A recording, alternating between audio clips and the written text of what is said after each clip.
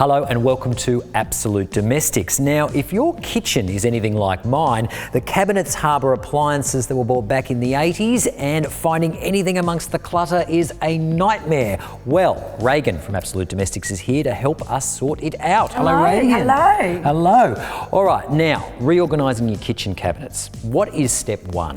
Step one, obviously, let's take everything out of those cupboards, and I mean absolutely everything. Arrange everything on your kitchen table or bench and really assess what we've accumulated. Let's have a look at what we're going to keep, what we might get rid of, and maybe update as well. All right, so first of all, it's about assessing. That's right. Okay, step two. Let's take that opportunity now to clean those cupboards out. It's probably been a while. Just a combination of white vinegar, warm water, and thoroughly clean all surfaces down with a microfiber cloth. Just make sure that you test a small patch if you've got wooden shelving as well. Okay, good advice. Now, step three. Step three, we're going to group everything accordingly to how we use them and how often. If you've got your expensive glasswares that aren't used all that often or only for special occasions, they don't need to be stored with our everyday glassware, which should be really accessible. Okay, so group everything together in terms of how you use it and keep everyday items accessible. That's right. All right.